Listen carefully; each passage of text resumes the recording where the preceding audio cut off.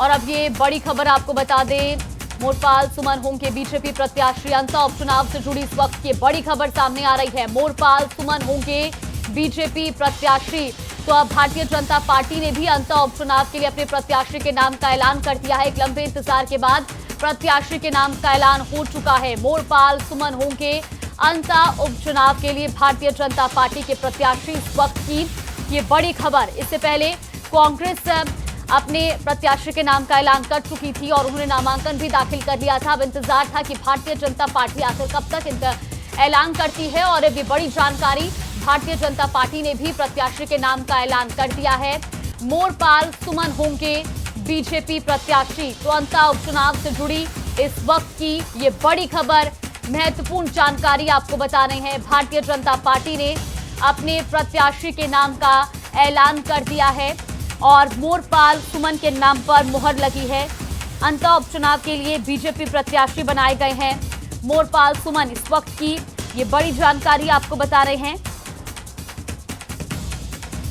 तो एक लंबे चिंतन मंथन और कई दौर की बातचीत के बाद अब बीजेपी ने अपने प्रत्याशी के नाम का ऐलान कर दिया है और इसी के साथ ये बड़ी जानकारी भी आपको बता रहे हैं। अंता उपचुनाव के लिए भारतीय जनता पार्टी ने अपने प्रत्याशी के नाम का ऐलान कर दिया है। इस वक्त की ये महत्वपूर्ण जानकारी। तो अंता उपचुनाव में अब बीजेपी से मोरपाल सुमन, कांग्रेस से प्रमोद जैन भाया और निर्दलीय नरेश मीणा मैदान में हैं। एक बड़ा मुकाबला होगा। फिलहाल भारतीय जनता पार्टी ने अपने प्रत्याशी के नाम का ऐलान कर दिया है। ये इस वक्त की एक महत्वपूर्ण जानकारी है। मोरपाल सुमन बीजेपी प्रत्याशी होंगे। इस वक्त की बड़ी जानकारी सामने आ रही है। 21 अक्टूबर नामांकन दाखिल करने की आखिरी तारीख है और उससे पहले ये बीजेपी अपने प्रत्याशी के नाम का ऐलान कर चुकी है।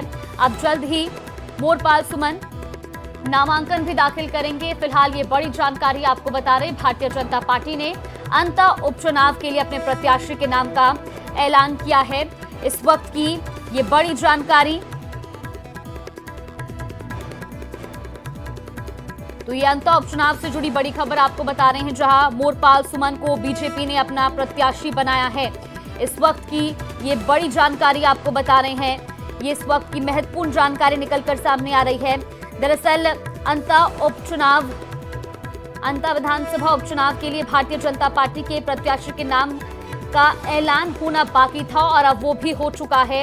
इससे पहले ही कांग्रेस अपने प्रत्याशी के नाम का ऐलान कर चुकी थी। उन्होंने नामांकन भी दाखिल कर दिया था। नरेश मीणा निर्दलीय मैदान में हैं और अब भारतीय जनता पार्टी से मोरपाल सुमन मैदान में होंगे।